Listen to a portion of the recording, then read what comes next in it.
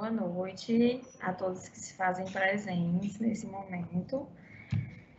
Sejam todos bem-vindos a mais uma semana de aula, né, do grupo UNIP, grupo AVP. Daremos início hoje, graças a Deus, né, sem nenhuma intercorrência, se vai permitir se a gente concluir nossa aula hoje sem nenhuma interferência, certo? A gente vai só recapitular um pouco sobre o conteúdo da aula passada, por conta do imprevisto que a gente teve. E aí, de acordo com forem passando os slides, eu vou trazendo esclarecimento e dúvidas para vocês, e ao final a gente tenta resolver umas questões para ficar fixado o conteúdo.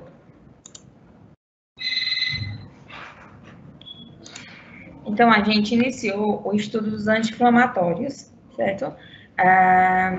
2 semanas atrás, né, na primeira aula do anti-inflamatório, onde a gente aprendeu, né, que o processo inflamatório é a resposta tecidual que é desencadeada por danos aos tecidos vivos, certo?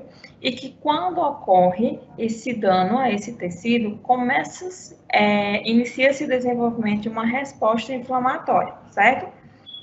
Que vai ser um mecanismo de defesa, né, do nosso organismo, para organismos superiores em função de proteção de infecções e lesões, certo?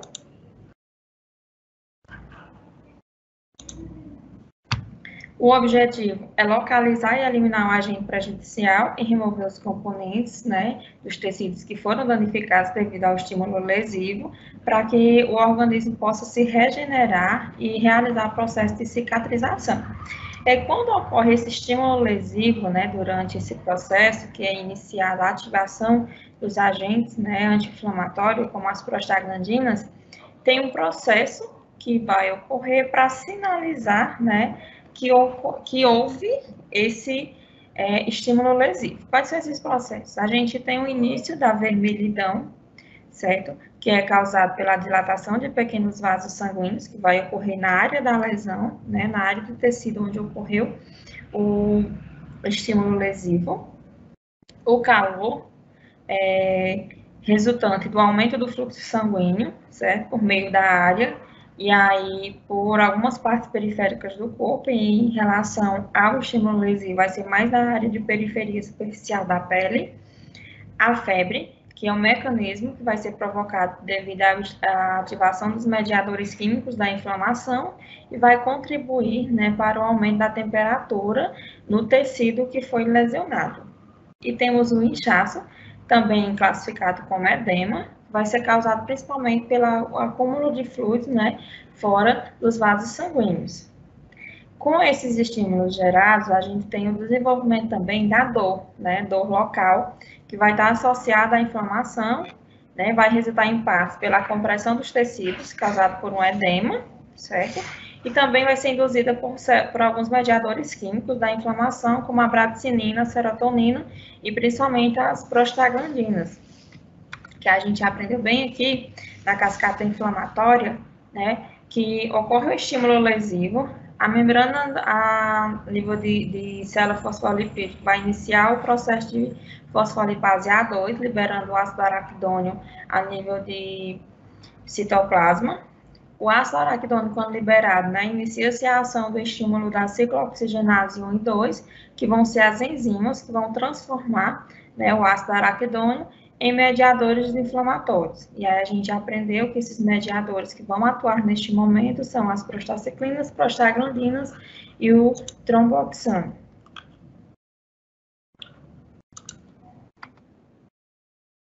Aí, na aula passada, a gente iniciou o estudo dos fármacos que são utilizados quando ocorre esse processo inflamatório, né? E aí, no processo inflamatório, devido aos os mediadores serem ativados e as características serem, os sinais e sintomas iniciarem a manifestação, a gente sabe que vai classificar, de acordo com o quadro clínico do paciente, né, que seria necessário para tratar. Então, o que o paciente está apresentando vai nos nortear sobre o fármaco, né, a classe de fármaco a ser utilizado, certo? Então, a gente tem a classe de analgésicos, os antipiréticos e os anti-inflamatórios, temos classes de fármacos que possuem ações tanto analgésica como anti-inflamatória, temos fármacos que eles atuam tanto no alívio da dor como também no processo de hipertermia, certo? No processo de febre, então ele atua também como antipirético, certo?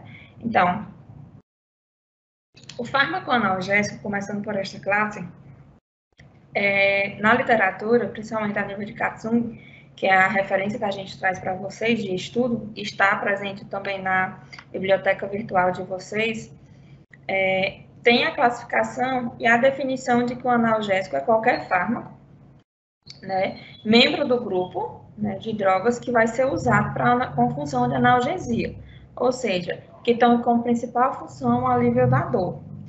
Alguns analgésicos, como por exemplo o paracetamol, foi liberado, ele atua na classe de anti-inflamatórios não esteroidais, que a gente classificou como os AINES, né?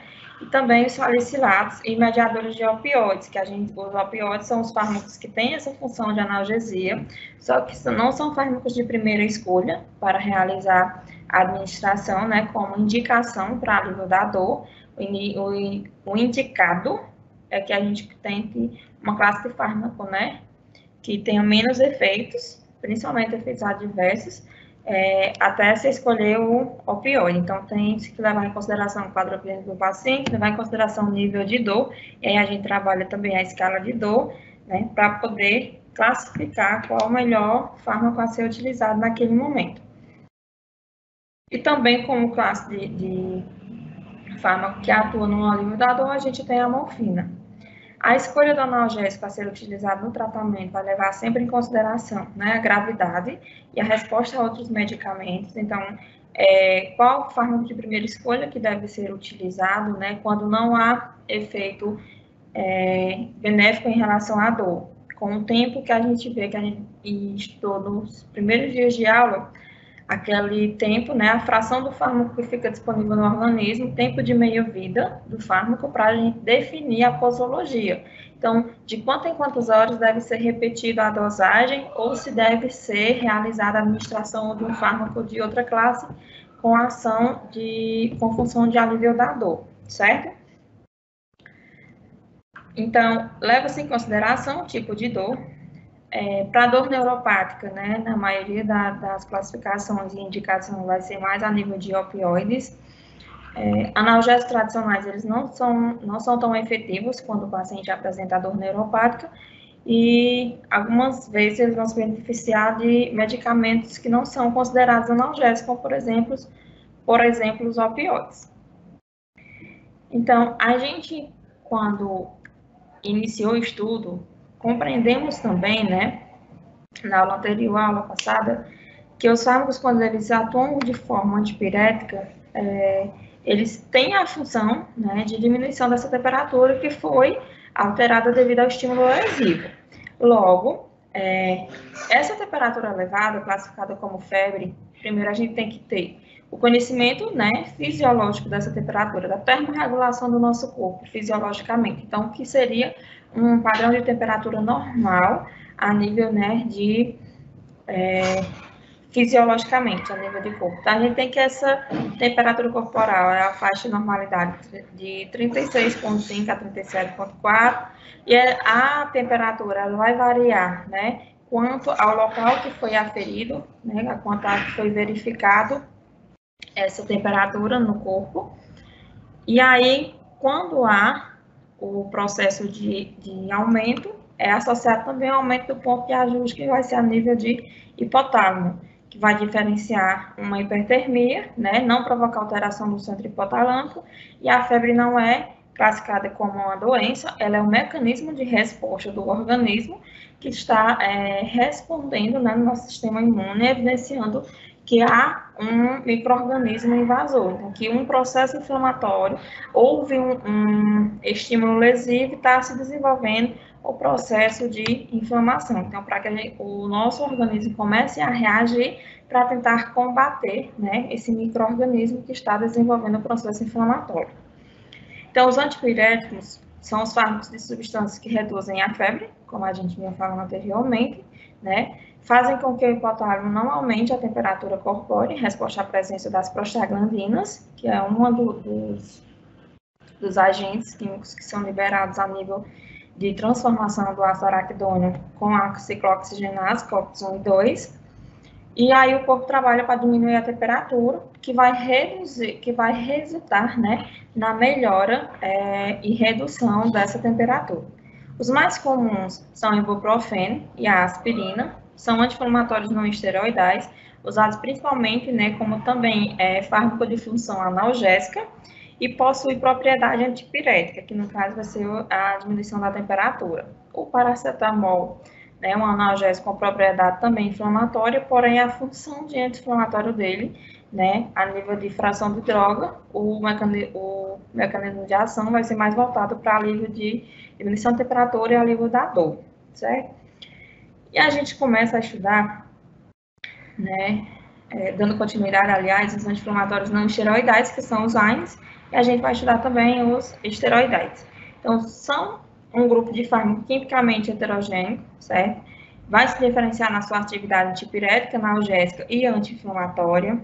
Atuam inibindo as enzimas de ciclooxigenase, que no caso vai ser a COX 1 e 2. E aí, catalisando o primeiro estágio da biossíntese, né? Que vai ser, no caso, o estágio de ação das prostaglandinas. A gente viu lá na cascata inflamatória, que são os mediadores da inflamação.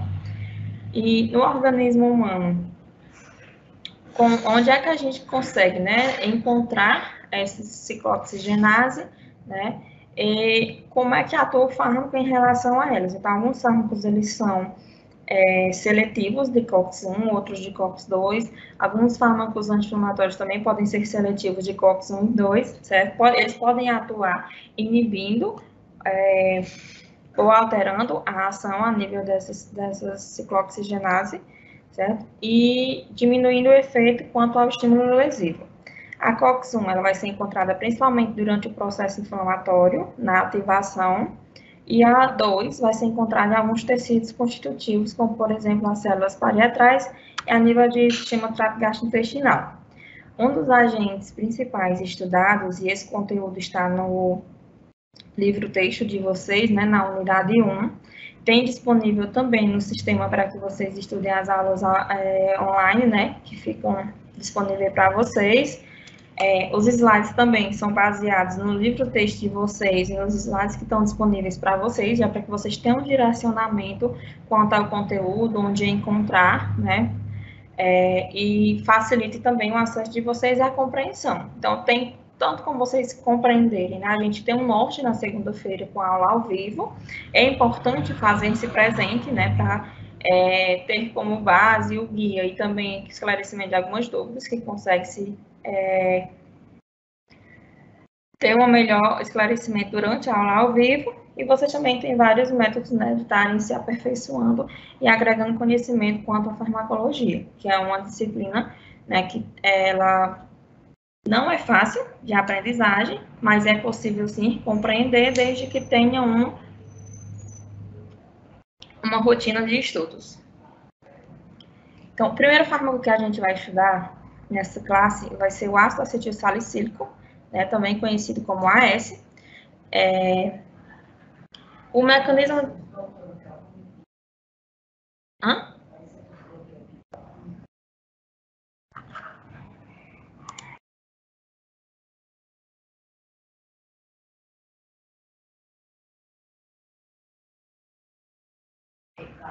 Tá aparecendo, não?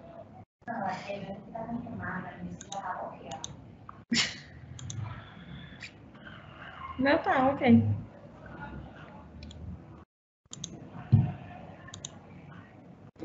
O mecanismo de ação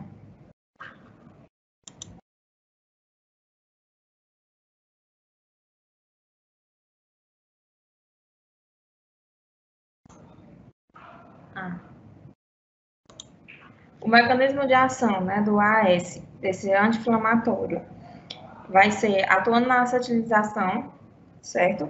Irreversível, ou seja, vai inativar a ciclooxigenase durante a metabolização e levar à formação do ácido salicílico. que por sua vez, né, vai atuar com a ação anti-inflamatória, antipirética e analgésica. Então, esse fármaco ele vai atuar bloqueando, né, irreversivelmente a ciclooxigenase, que vai ser as enzimas químicas que vão liberar o ácido araquidônico e transformar nos mediadores da inflamação. Então, inicia-se o processo, né, de bloqueio de desenvolvimento do processo inflamatório. Os efeitos antipiréticos e anti-inflamatórios dos salicilatos, né, vão ser devidos ao bloqueio da síntese das prostaglandinas, que é um mediador do processo inflamatório, a nível de centro termorregulador do hipotálamo, né, e há também nos sítios alvos da periferia. Então, vão evitar a sensibilização nos monoceptores, certo? Nociceptores, que são os receptores relacionados ao estímulo doloroso. Então, eles vão fazer o bloqueio, né? Se eu faço o bloqueio do processo durante a ciclooxigenase 1 e 2, a gente sabe que a ciclooxigenase, lá atrás na cascata inflamatória, a gente viu que quando há o estímulo lesivo, a liberação do ácido araquidônico no citoplasma, os mediadores químicos, né, a ciclooxigenase vai iniciar o processo de transformação, né, do ácido araquidônico para os mediadores da inflamação. Então, se eu bloqueio neste estágio, eu não tenho o desenvolvimento das demais, né, segmentos do processo inflamatório. Então, esse é o objetivo, certo? Os derivados do acetilsalicílico, quase no cérebro, né?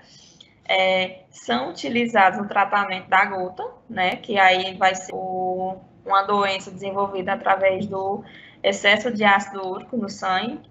Também é utilizado para febre reumatoide, osteoartrite e artrite reumatoide, certo?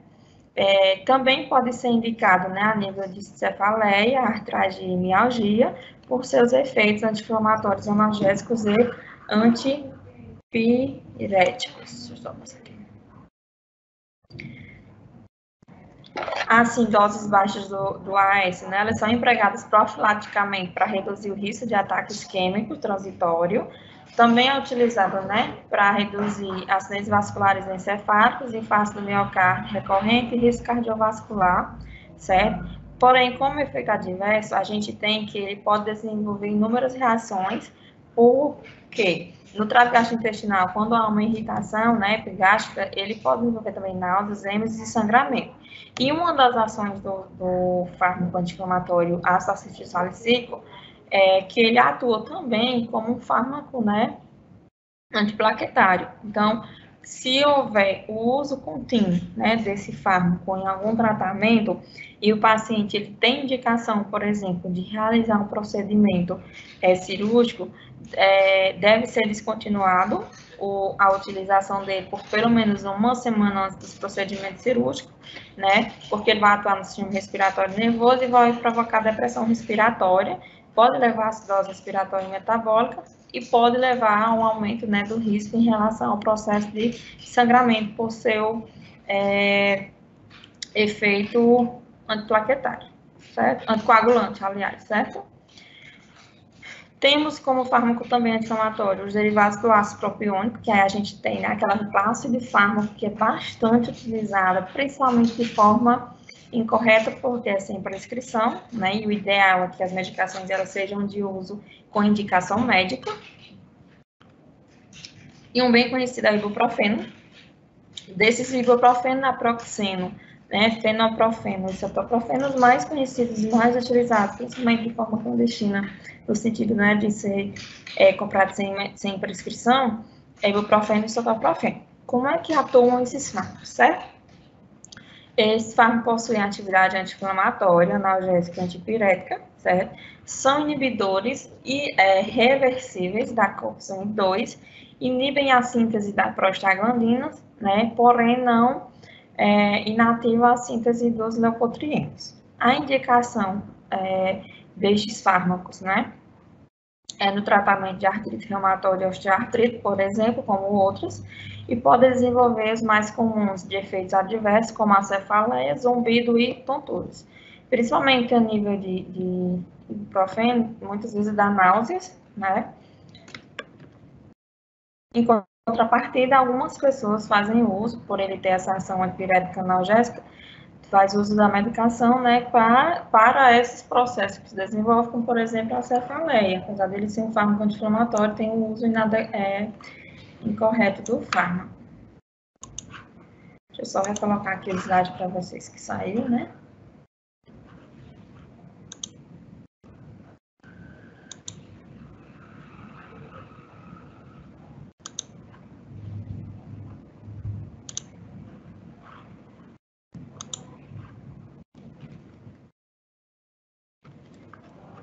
Outra classe de fármaco utilizado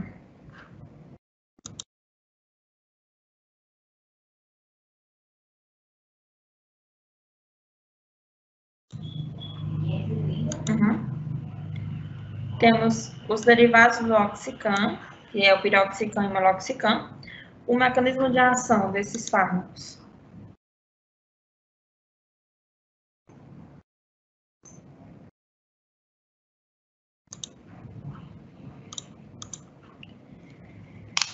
Vai ser a ação, né, de inibição da ciclooxigenase 1 e 2, certo? A ciclooxigenase a nível de COX-1 e COX-2, certo? E apresentando preferência, né, afinidade pela COX-2, que é encontrado aonde? A gente viu anteriormente que na ciclooxigenase, né, a 1 é mais ativada, principalmente a nível de processo inflamatório instalado, e a ciclooxigenase, COX-2, né, na nível de ciclooxigenase, ela está presente no sistema gastrointestinal, certo? 20% dos pacientes trata, aliás, uma indicação, tem principalmente o processo inflamatório de articulações, espondilite anlopizante, e ele tem uma meia-vida longa, certo? Então, a posologia, né, a nível de indicação, de utilização, muitas vezes é por questão de 8 em 8 horas, né, 12 em 12 horas, certo? Temos os efeitos adversos, que 20% dos pacientes tratados com piroxicam apresentam distúrbios gastrointestinais, por quê? Porque eles atuam bloqueando principalmente, né, a COX-2, e a gente não viu lá atrás que a COX-2 ela está presente nesse sistema. Então, por ele ter mais afinidade com a COX-2, ele pode levar a desenvolvimento de complicações, né, de distúrbios gastrointestinais. E o meloxicam, a baixas doses, não vai afetar o trato gastrointestinal. Então, se durante a indicação, né, a escolha do fármaco, tem que se levar em consideração também esse ponto. Se bloqueia a COX-2 e a gente sabe, né, que a COX-2 está presente a nível de trato gastrointestinal, e o paciente já apresenta um distúrbio desse sistema, então o ideal é que seja de primeira escolha o meloxicam, porque ele em doses, né, mais baixas ele não vai afetar, né, não vai levar ao desenvolvimento de efeitos adversos a nível do sistema trato gastrointestinal, certo? Os derivados do ácido heteroarila, certo? Que a gente tem aí um dos fármacos bem conhecidos, né? Bem comumente utilizado é o diclofenaco, certo? Tem diclofenaco, celerolato, tem outros, está no livro texto de vocês, eu escolhi 2 da classe TAR para a gente estar trabalhando. O mecanismo de ação desse fármaco, né, vão ser. Esses fármacos são potentes inibidores não seletivos da COX, certo? O diclofenac, ele é um potente anti-inflamatório, tem ação analgésica e também tem ação antipirética. E o efeito dele vai ser moderado a nível de sistema. Já o ceterolato, ele apresenta efeito anti-inflamatório moderado, mas é um potente analgésico. Então, a nível de bloqueio, ele vai mais para a questão de, por exemplo, tromboxano, né? Como a esse também é mais nível de bloqueio na nível de tromboxano. E prostaglandinas também por conta da sua ação potente como analgésico, por conta do desenvolvimento da dor, quando há ativação desse agente, né, de agente inflamatório, certo? A indicação do diclofenac vai ser no tratamento de processos inflamatórios a nível de articulações, né? O ceterolato é indicado para dor, principalmente a nível de pós-operatório imediato, a nível de conjuntivite alérgica, né? A nível para dor moderada e intensa. Então, assim, O uso incorreto é bem frequente, certo? E muitas vezes utilizado para uma dor classificada, né, como uma dor leve, que seria indicado um analgésico comum, né, como por exemplo a gente tem a dipirona e também tem a ação antitérmica, né? E aí utiliza-se um fármaco, né, um anti-inflamatório mais potente, sendo que de primeira escolha poderia ter sido o fármaco, né, analgésico comum, que teria um efeito com menos risco de efeitos adversos. Por quê? Como efeitos adversos do diclofenac cetrolato, a gente vai ter úlceras pépticas, né, por conta da sua ação, que é inibição de ciclooxigenase, certo? Porém, ele é inibidor, mas não é seletivo, então ele pode atuar a nível de COX-2, né, no sistema trato gastrointestinal, bloqueando esta ação e aí permitindo maior lesões a nível desse sistema, certo?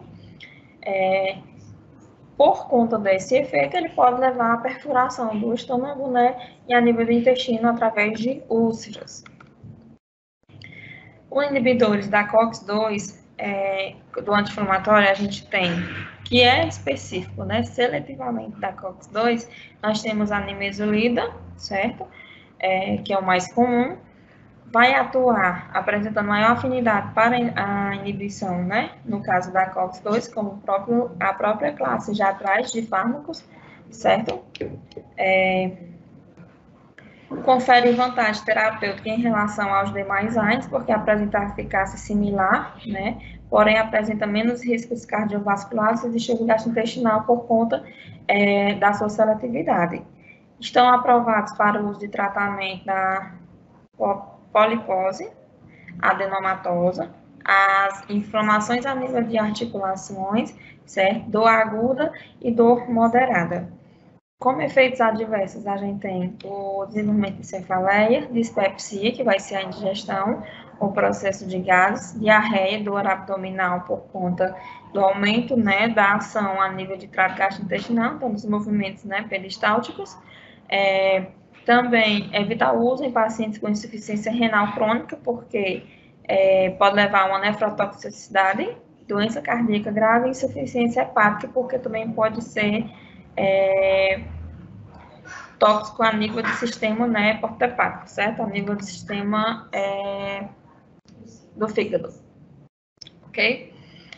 Paracetamol, né, que é um fármaco comumente utilizado, de fácil acesso no mercado, usado com frequência, né, pelos brasileiros, a nível a população mundial, né? Ele inibe a síntese das prostaglandinas no sistema nervoso central, né?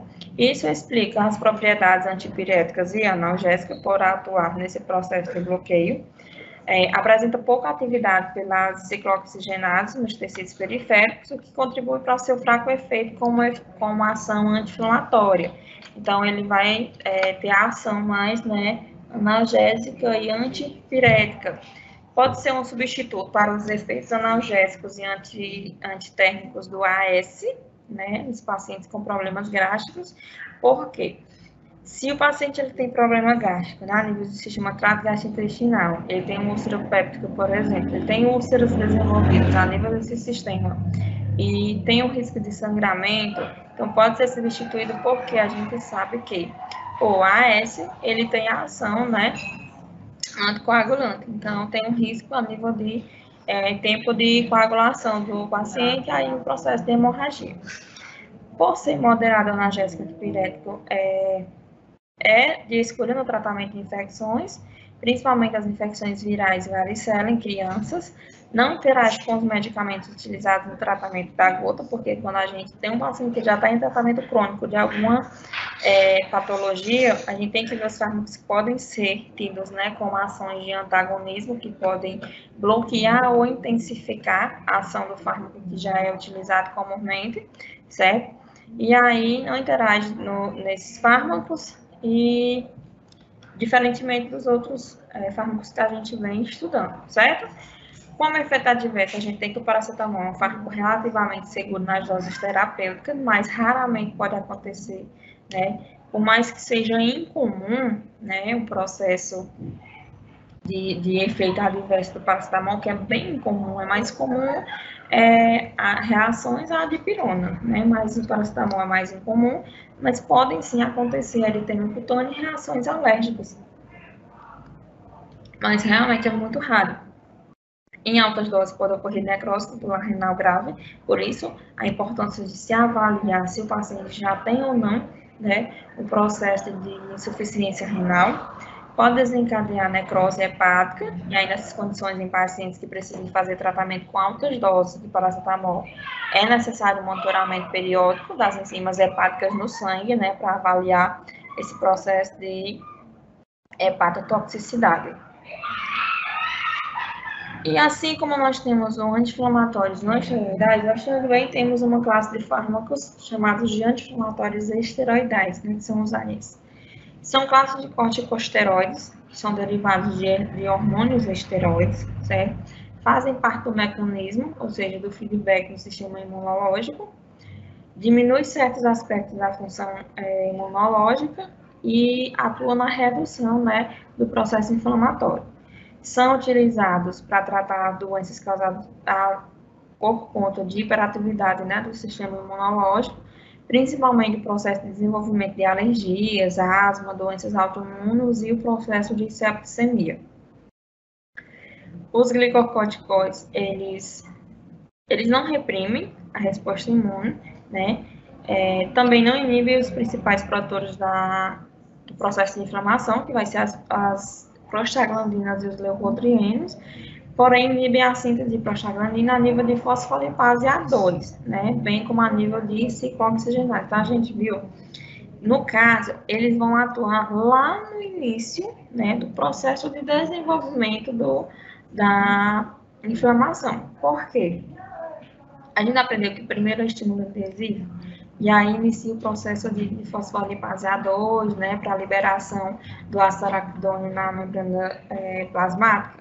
E aí, quando este é liberado, atuam-se, né, os processos mediadores químicos da ciclooxigenase, transformando esses mediadores, o ácido araquidônico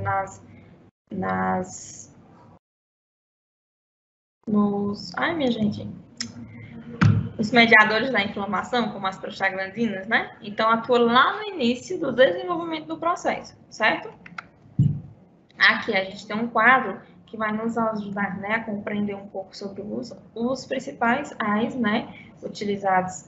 A gente tem a hidrocortisona, que é bem comum, cortisona, prednisona, comumente utilizada, indicada, né, dexametasona, betametasona e fluticcortisona. Então, esses fármacos, eles têm um tempo de meio-vida, né, entre 8, 36 horas, 54, mais a nível de Dexa, por isso a Dexa ela é utilizada uma vez ao dia, né.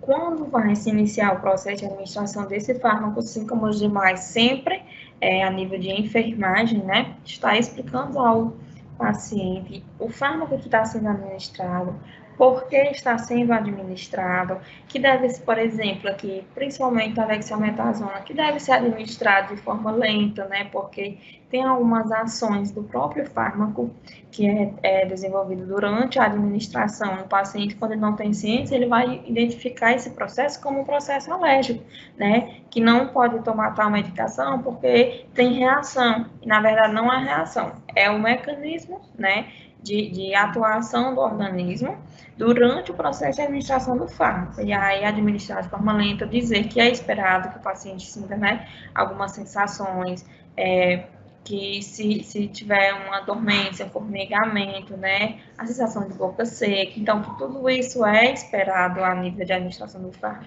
Mas que quando intensificado, né, esses estímulos, aí sim a gente tem que avaliar, né, se não seria uma resposta como efeito adverso, certo? Por quê? Como efeito adverso desses fármacos, a gente tem uma deficiência, a hiperglicemia devido ao aumento da gliconeogênese, né? Resistência à insulina e tolerância à glicose, que no caso vai ser o desenvolvimento de diabetes esteroide. Atenção em pacientes diabéticos médicos por conta desse efeito, que já é comum, né, acontecer adversamente da administração do fármaco. Maior fragilidade da pele, condições fáceis, balanço de cálcio negativo devido à redução da absorção, né, intestinal de cálcio e efeito excitador no sistema nervoso central, causando, né, o processo de euforia e psicose. Então, esses fármacos, quando utilizados, principalmente a dexametasona, é comum que o paciente apresente essas ações que são do fármaco, mas quando ele começa a ficar, por exemplo, eufórico, né, com psicose, apresentando glicemia instável, é preciso avaliar, né, o tratamento, indicação e aí reavaliação através do médico, certo? Compreendido até aqui? Espero que sim.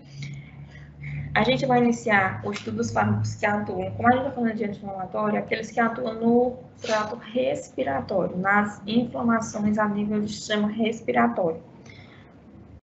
As principais doenças que vão afetar esse sistema são a asma, rinite alérgica, né? Doença pulmonar obstrutiva crônica. Atualmente, a gente está vivenciando nesse processo de COVID, que é também, né, desenvolvido nesse sistema. E aí, na classe, a gente tem os fármacos que são utilizados também no tratamento, né, a nível de paciente com COVID. Os fármacos que vão atuar, né, no sistema respiratório são fármacos, né, que podem ser aplicados topicamente na mucosa, podem ser utilizados por via nasal, inalados, ou também por via oral ou parenteral, que são as vias de administração que a gente estudou, né, nas primeiras aulas da disciplina de farmacologia, certo? Para que ocorra a absorção, né, a nível de sistema. Os métodos de aplicação local, como a nível de nebulizadores ou inaladores, são de preferência porque vão atuação direta a nível, né, de sistema respiratório, atinge o tecido-alvo, né, de imediato e minimiza os riscos sistêmicos, né, porque faz o bloqueio de imediato direto na via respiratória. Dessas classes de fármacos, nós temos os antagonistas colinérgicos, que a gente tem o pratrópio, certo? O famoso atrovente e treotrópio. Esses fármacos antagonistas colinérgicos, eles vão atuar, né, bloqueando a contração dos músculos lisos das vias aéreas, que vocês aprenderam lá atrás, né, em anatomia do sistema muscular, né, que a gente tem essa musculatura lisa, que tem ação involuntária, que é realizada as ações através do sistema nervoso, né, para poder ocorrer o processo respiratório, certo? Então, esses fármacos, eles vão atuar bloqueando a contração desses músculos das vias aéreas e também a secreção do muco, né, que é mediado pelo nervo vago. A indicação é para pacientes que possuem baixa tolerância a outros fármacos broncodilatadores durante o episódio, principalmente da asma, oferece vantagem terapêutica sobreposto aos demais, né, fármacos broncodilatadores durante o tratamento, principalmente a nível de urgências e emergências, né, durante o estado de crise, ok?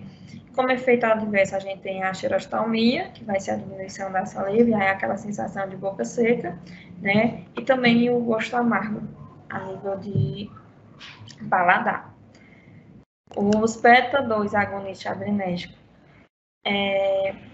vai ser dividido em algumas classificações. Por exemplo, os fármacos beta-2 adrenérgicos e agonistas, né, de alívio rápido, nós temos o salbutamol, levosalbutamol, certo?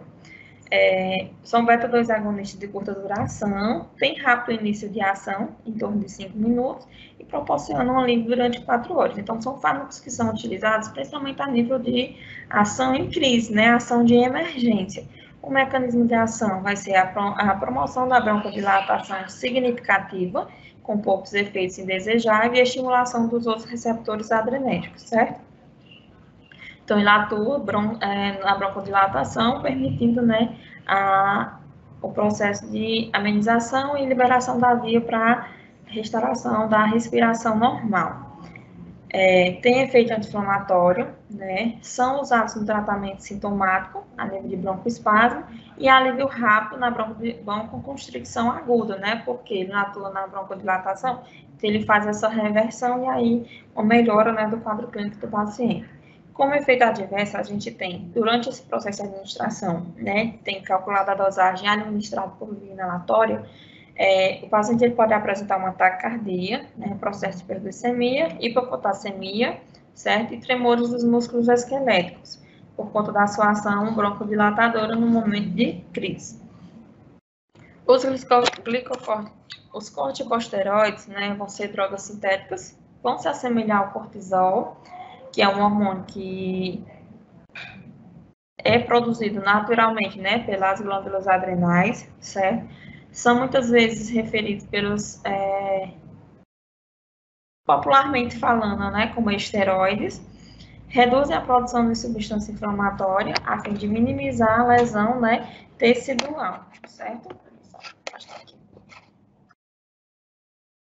São fármacos de escolha para controle, né, de longo prazo, certo? Em pacientes com algum grau de asma mais persistente, que a gente tem a nível de asma leve, né, que são, quando iniciado o tratamento, você pode estimular o paciente a realizar terapêuticas para não fazer uso do fármaco contínuo, né, e aí utiliza somente nas crises, é possível você fazer uma terapêutica clínica com ele para que ele aprenda a controlar a crise e aí ir realizando esse processo de desmame da farmacologia. E aí, em algum grau de asma persistente, né, de asma, a gente tem a indicação da prednisolona, certo?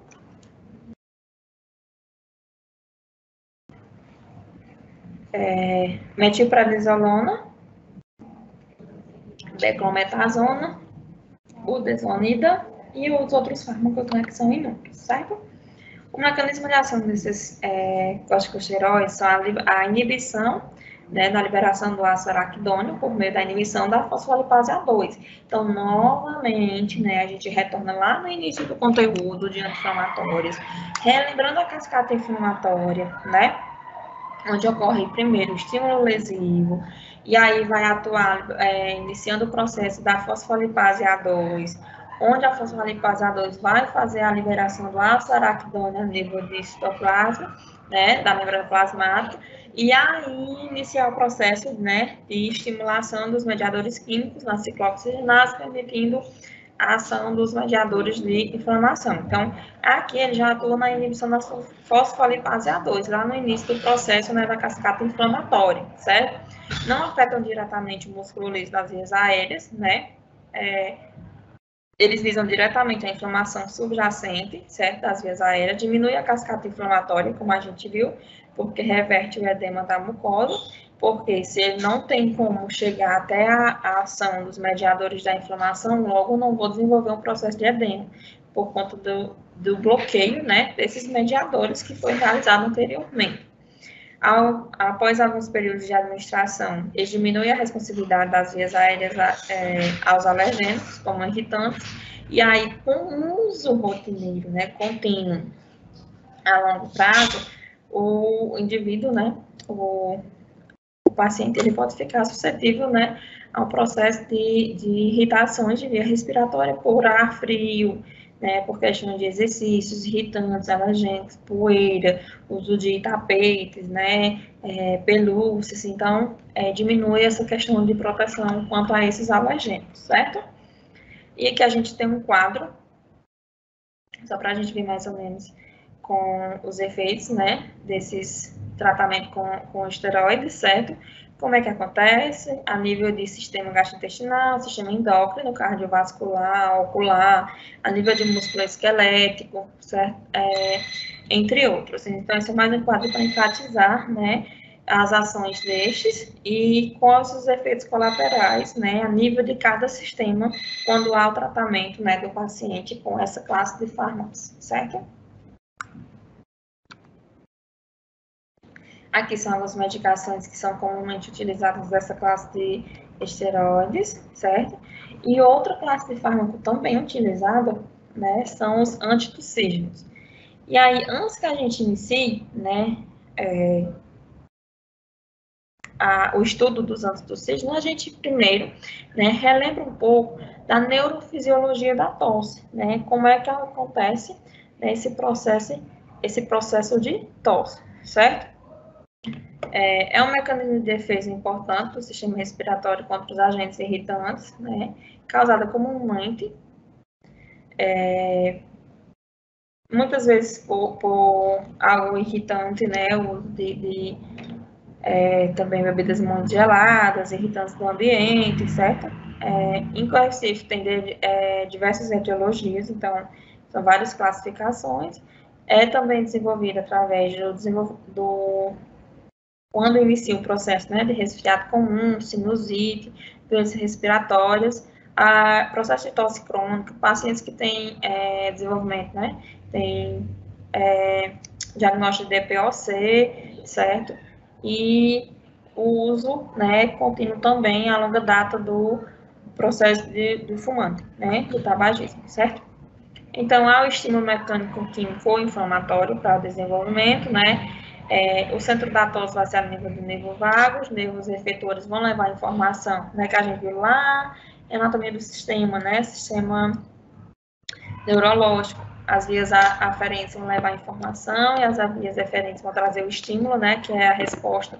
No caso, vai ser o desenvolvimento da tosse, certo? E aí, esses órgãos efetores vamos ter a nível de glote, músculos expiratórios e assoalho pélvico, né, a nível de processo de desenvolvimento da tosse em geral, né, o desenvolvimento da tosse em si. E aí, os fármacos utilizados, né, como opioides, a codeína, dextrometorfano, são os fármacos utilizados. Ele diminui a sensibilidade do centro da tosse, né, no sistema nervoso central, e estímulos periféricos vão diminuir a secreção da mucosa, né, que também é estimulante da tosse. Como efeito terapêutico, ocorre com menor dosagens do que as necessárias para causar um processo de analgesia, certo? São indicados para diminuir os reflexos, né, no caso, o estímulo que é gerado, né, para desenvolvimento da tosse, e pode levar, né, como efeito adverso, um processo de constipação, disforia e fadiga, certo? No caso, a codeína, ela tem poder de causar dependência, né, porque são fármacos que vão atuar no bloqueio a nível de vias do sistema nervoso e aumenta, no caso da comparação da codeína com o dextrometorfano, a indicação, né, de imediato é o dextrometorfano, porque apresenta menor risco de dependência por estimulação do sistema nervoso, certo? A DPOC, né, que é a doença pulmonar obstrutiva crônica, nós temos que é um tipo de doença pulmonar obstrutiva, porque a professora estava falando de tosse, está falando de DPOC, porque a gente está estudando os fármacos que atuam a nível do sistema respiratório, certo? Então, a DPOC é uma dessas patologias que é desenvolvida a nível desse sistema. Os principais sintomas delas incluem falta de ar, tosse com produção de escarro, certo? E aí, dependendo da clínica do paciente, o desenvolvimento dessa DPOC pode ter uma tosse secretiva, certo? É progressiva, ou seja, tipicamente piora ao longo do tempo, certo? Quando o paciente ele desenvolve, né, e tem essa piora ao longo do tempo, as ações diárias, né, do dia a dia, exercícios comuns, tornam-se um pouco com dificuldade para realizar. Por exemplo, subir uma escada, né, vai se tornar difícil para o paciente quando ele tem a DPOC. Então, a sua vida, a rotina diária, né, vai ter alterações por conta do desenvolvimento dessa doença pulmonar obstrutiva crônica. A bronquite crônica e enfisema são termos mais também utilizados para DPOC mais antigos, né, para diferenciar, né, algumas DPOCs. E o tratamento desta vai ser a nível de fármacos broncodilatadores, né, e corticosteroides. O tratamento das doenças respiratórias, né, eles vão iniciar com o processo de oxigenoterapia, que vai consistir na administração de oxigênio suplementar, e aí quando utilizar, né, a nível de oxigenoterapia é levado em consideração a clínica do paciente, o processo de saturação do paciente e também a clínica respiratória do paciente. Então, assim, nem sempre o paciente que está com um processo de saturação, por exemplo, diminuída, que a gente sabe que o nível de saturação, né, vai ser entre 95% e 100%, Então, o paciente que tem DPOC, ele pode não saturar 95, né, que seria o mínimo para a gente, que não tem DPOC. Mas, se ele satura 89,90, é clinicamente estável, né, não tem desconforto, pode ser o basal daquele paciente. Acontece muito em pacientes que fazem uso, né, a longo prazo, né, do cigarro. Então, quando o paciente ele fuma a uma longa data, o processo de oxigenoterapia dele, né, nem muitas vezes não é instalado o oxigênio de imediato, porque é preciso levar em consideração a história clínica do paciente, né, quais os fatores que influenciam para esse processo de diminuição da oxigenação, né, no caso da saturação dele. O mecanismo de ação dos fármacos bronquodilatadores corticosteroides, né, a falta de oxigênio nos pacientes com DPOC é responsável pelos principais sintomas da patologia, né? E aí a reposição melhora com os sinais clínicos, quando há indicação de uso de O2, faz o processo de coleta de sangue arterial, né? Antes de iniciar o processo de oxigenoterapia. Iniciar a oxigenoterapia, e aí, se o paciente vai manter sem oxigenoterapia, fica se repetindo a gasometria, pode ser diariamente, e se entrar com outros tratamentos, como, por exemplo, a VNI, né, a ventilação não invasiva, é preciso também repetir essa coleta sanguínea para verificar os níveis de pH, né, os níveis de séricos que são evidenciados a nível de gasometria. E aí nós, como enfermeiros, podemos sim, né, ler a gasometria, identificar se o paciente está apresentando uma acidose metabólica, acidose respiratória, né, e as ações que devem ser realizadas junto à equipe médica e à equipe de fisioterapia. A indicação é para baixo uso de oxigênio em repouso, né, então é verificado o paciente em repouso. Uma pressão parcial de oxigênio inferior a 50-55 milímetros, saturação de oxigênio inferior a 88%. Por quê? Se o paciente tem DPOC, né, e ele está saturando entre 89 e 90, para ele pode ser o basal. Então, quando diminui a nível de 88, 85, aí ele pode começar a apresentar um desconforto respiratório, né, que para ele já é clinicamente instável, certo? Como efeito adverso, a gente tem o risco, né, de incêndios, pouco benefício quanto aos pacientes que continuam com o processo, né, de uso do cigarro. Não se recomenda a utilização quando há esse processo de ser tabagista a longa data, porque pode causar também a hiperóxia, porque o paciente não necessariamente precisa da nível de oxigenoterapia. E aí, para a gente compreender, né, esse conteúdo que a gente vem estudando desde o início, eu vou junto com vocês, né, dar um tempinho para que vocês vejam a tela e consigam resolver algumas questões, para ir fixando melhor o conteúdo. Em seguida, a gente debate as questões e apresenta as alternativas corretas.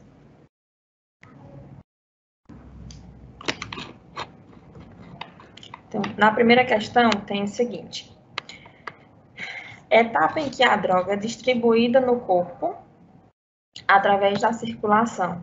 A droga vai chegar ao local onde vai atuar, primeiro em órgãos mais vascularizados, a nível do sistema nervoso central, pulmão e coração, e em seguida sofre de redistribuição aos tecidos menos irrigados, que no caso vai ser o tecido adiposo. De acordo com o descrito, assinala a alternativa correta. Então, na questão, o que eu pergunto, né? De acordo com essa descrição, né? É a definição de distribuição, metabolização, absorção, excreção ou eliminação ou biotransformação. Então, é uma questão, né, que traz um conteúdo do início da aula, né, da disciplina de farmacologia, em que a gente aprendeu, né, aquele processo ADME, desde a administração do fármaco até o seu processo de eliminação do nosso organismo. Então, com este conceito, qual seria a alternativa correta?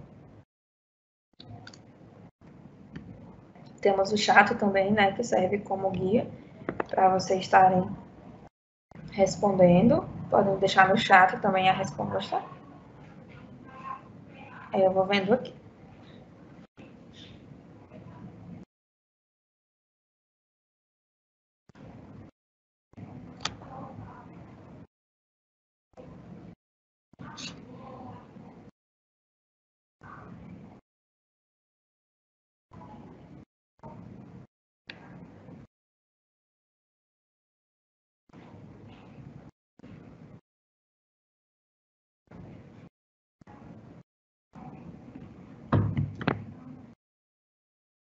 Então, tu já aprendeu com a resposta, né?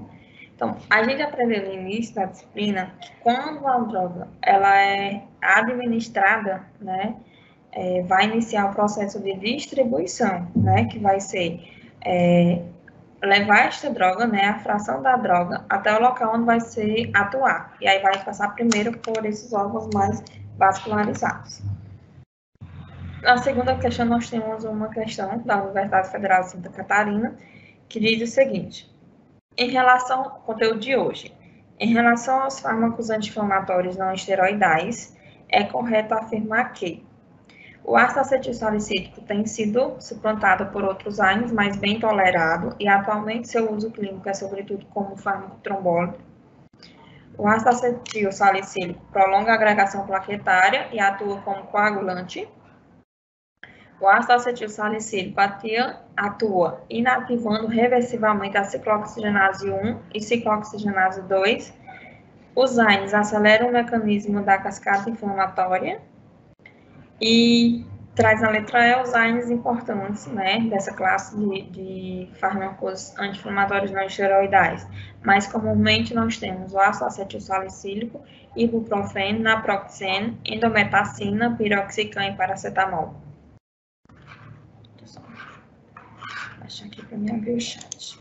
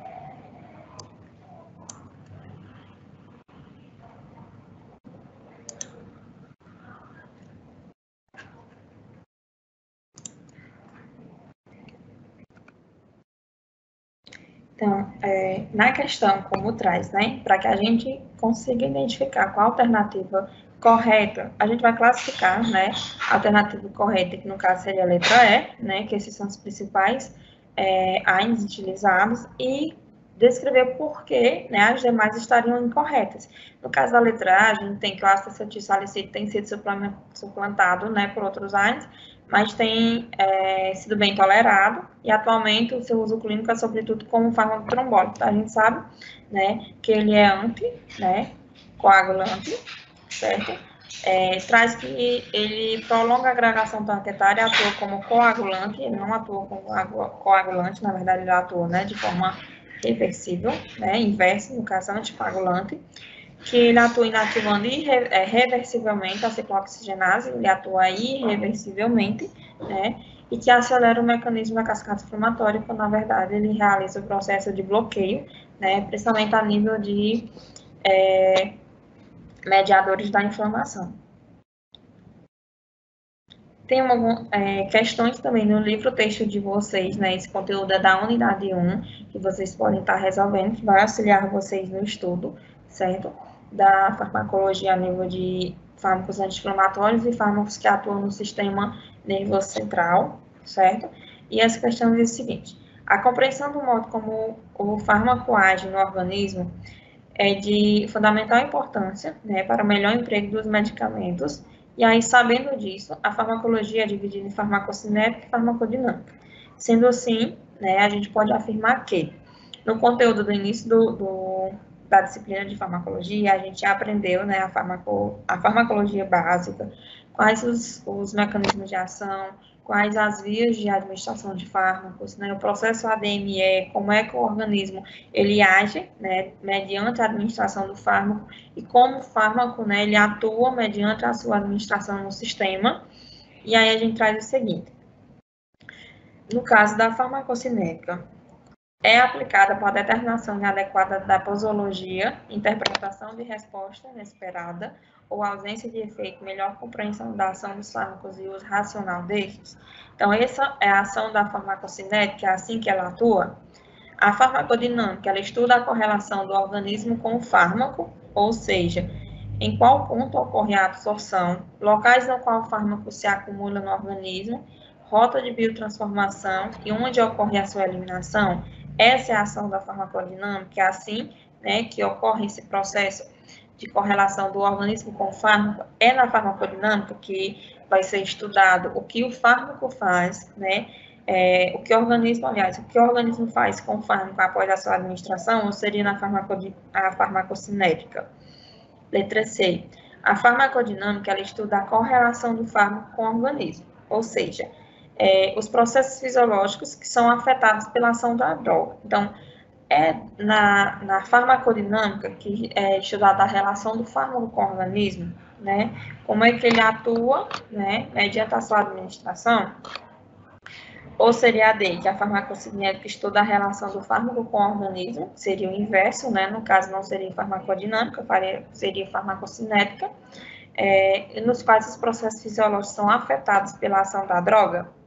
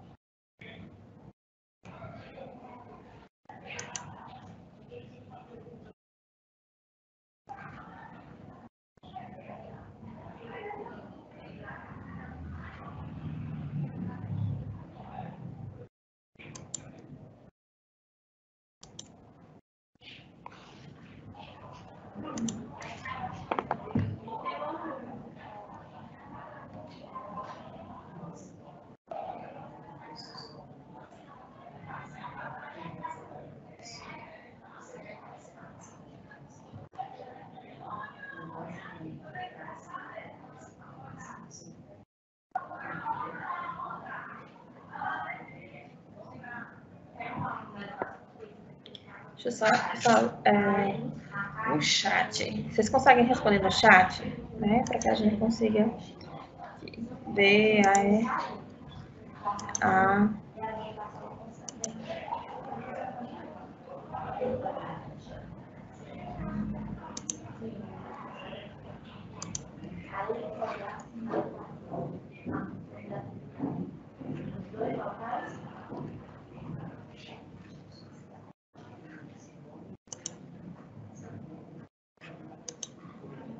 aqui.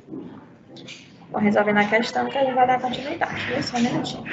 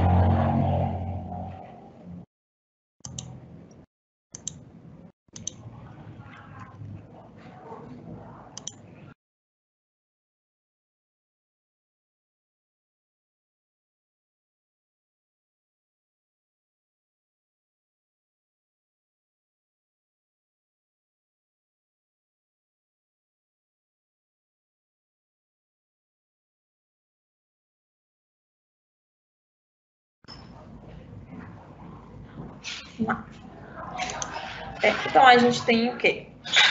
Vamos corrigir, né, as que estariam incorretas para que a gente compreenda por que a letra C está correta, certo? Na compreensão, a gente tem que a farmacocinética é muito aplicada para a determinação inadequada da posologia. Então, o que a gente aprendeu? Que a farmacocinética, né, a farmacologia em si, ela é estudada, né, utilizada para o tratamento, né, também como forma diagnóstica, né, preventiva, certo?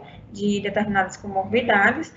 Também para definição de acordo com a fração do fármaco, o tempo de meia-vida, para definir o tempo de utilização, dosagens e repetição de dosagens. Então, ela é adequada, né, para definição e interpretação da posologia, né, durante a resposta, seja ela desejada, indesejada, né, ou inesperada, certo? E aí, durante esse período, é realizado o estudo clínico para definir a eficácia desse fármaco no tratamento de determinada patologia. A letra B, a gente tem que a farmacodinâmica, ela estuda a correlação, e a gente sabe que nesse processo é o processo de farmacocinética e não farmacodinâmica, né, da relação do organismo com o fármaco. E na letra E seria o inverso, né, a farmacodinâmica que estuda a relação do fármaco com o organismo, que a gente sabe que um é inverso do outro, ok? Então, a letra C seria a adequada, né, que é a farmacodinâmica, que estuda a relação do fármaco com o organismo, ou seja, os processos que são afetados durante a administração desse fármaco. Entre os principais efeitos adversos que podem ser observados com o uso dos corticosteroides podem se citar, né? Reações de hipersensibilidade, síndrome de Cushing, síndrome de Edson, reações de hipersensibilidade e produção de autoanticorpos, desenvolvimento de alopécia, supressão da resposta a infecções, osteoporose, hiperglicemia, produção de autoanticorpos, também, né, traga como adversa a desenvolvimento de osteoporose e exacerbação da artrose. E aí, nesse caso, a gente tem que quando utiliza-se, né, os fármacos das classes corticosteroides, um dos efeitos adversos que podem ser apresentados é a supressão, né, da resposta ao processo de infecções. Fármacos anti-inflamatórios não esteroidais, né, tradicionais, que inibem a ciclooxigenase, que no caso vai ser COX-1 e 2, mostram seletividade para a COX-2 semelhante aos COXIPs. E aí, entre esses fármacos, o que a questão quer saber, né? O que mais inibe, né, a nível de COX-2 a gente estudou que a ciclooxigenase, né, vai ser ativada lá no quarto passo da cascata inflamatória, né, nos agentes químicos, permitindo a transformação do ácido araquidônico nos mediadores da inflamação, e que a ciclooxigenase 2, ela é mais encontrada a nível do sistema tráfego gastrointestinal. Então, o meloxicam, né, ele é um dos que mais inibe a COX-2, e a gente aprendeu também que não é fármaco de primeira escolha por conta da sua inibição, maior risco, né, de desenvolvimento, né, de complicações a nível de sistema tráfego gastrointestinal, principalmente as úlceras. E uma de fácil compreensão, né, para a gente relembrar lá da primeira aula, a compreensão das ações dos fármacos no organismo, ela vai ser fundamental, né, para o planejamento clínico terapêutico. O conhecimento da farmacologia vai estar alicerçado em diversos conceitos, e aí a apreensão destes, a compreensão vai facilitar o entendimento, logo, do desenvolvimento, da utilização e da ciência, né, todos envolvidos nesse processo de administração e conhecimento da farmacologia. E aí, diante disto, incorretamente afirma-se que o fármaco é denominado como substância química, e aí isto é capaz de provocar um efeito terapêutico no organismo. A forma farmacêutica é a forma de apresentação do medicamento, e aí entre estes nós temos como classificações comprimidos, cápsulas e xaropes. O efeito indesejado é o efeito provocado pela ação do fármaco no organismo, né, diferente do idealizado, e pode ser classificado como previsível e imprevisível. Interação medicamentosa vai ser o efeito resultante da interação entre dois fármacos, podendo ter como resultado final o aumento ou a atenuação do efeito farmacológico dos fármacos que foram envolvidos no tratamento. A dose letal é a dose capaz de produzir o efeito terapêutico desejado, podendo ser classificada em mínima, eficaz ou máxima? Não, porque a gente sabe que em relação às doses, a gente tem a dose mínima eficaz, a dose máxima, dose letal, que no caso é aquela máxima aplicada que pode levar a processo de morte, né? Então, seria letra E, ok? Resposta. A resposta inflamatória, né, a gente aprendeu hoje também, vai ser um mecanismo de defesa que evolui em organismo, né, para proteger de infecções e lesões. O objetivo é localizar e eliminar o agente prejudicial e remover componentes de tecidos danificados para que o organismo possa regenerar ou cicatrizar, né? Diante desse posto, a alternativa incorreta. O processo inflamatório, né, costuma desenvolver os seguintes sinais e sintomas: rubor, calor, febre, inchaço, dor. Sim, a gente viu isso hoje. Então, são mediadores, são sintomas desenvolvidos a partir do estímulo lesivo, certo? Também com vasoconstricção de pequenas vasos sanguíneos na área de lesão. A febre é provocada por mediadores químicos da inflamação e contribui para o aumento da temperatura da lesão, sim. O inchaço, chamado de edema, é causado principalmente, né, pelo acúmulo de fluidos fora dos vasos sanguíneos. Será? A dor associada à inflamação resulta, em partes, pela compressão dos tecidos causados, na compressão, aliás, né, causada nos tecidos, certo? Causado também pelo edema, induzido por certos mediadores químicos da inflamação, como a bradicina, serotonina e prostaglandina. A inflamação também pode acontecer quando os tecidos morrem por falta de oxigênio ou nutrientes, uma situação que muitas vezes é causada pela perda de fluxo sanguíneo para a área danificada. Então, incorretamente, a gente tem que o processo inflamatório, a vermelhidão, ela não é causada pela constrição de pequenos vasos, né? A gente tem o processo de edema, né? E rubor.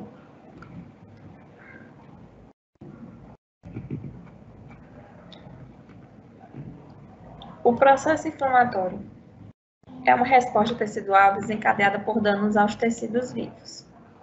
Uma resposta que dura apenas alguns dias é chamada de inflamação aguda, né, enquanto que a resposta de maior duração é referida como uma resposta inflamatória crônica. E aí, diante disto, a gente vai assinalar a alternativa correta. Logo, um fármaco analgésico é qualquer membro do grupo de drogas usadas para alcançar uma analgesia, no caso, do desenvolvimento do alívio da dor. A escolha analgésica também é determinada pelos tipos de dor, né? Para a dor neuropática, por exemplo, os analgésicos tradicionais são mais efetivos. A escolha do analgésico a ser utilizado no tratamento não deve levar em consideração, no caso, a gravidade e a resposta a outros medicamentos já utilizados. E os antipiréticos fazem com que o hipotálamo aumente a temperatura corpórea em resposta à presença das prostaglandinas. Ou um fármaco antipirético é qualquer membro do grupo de drogas usadas para alcançar analgesia, ou seja, alívio da dor. Se a gente quer a correta, então a gente sabe que o fármaco analgésico é, assim, aquele que busca, né, como objetivo, na administração, o foco da indicação é a analgesia, ou seja, o alívio da dor. Os fármacos analgésicos tradicionais não são os mais efetivos a nível de dor, principalmente dor moderada. Quando há a utilização, né, dos antipiréticos, eles não fazem com que o hipotálamo aumente, muito pelo contrário, fazem um bloqueio, né, para que não ocorra um aumento da temperatura, certo?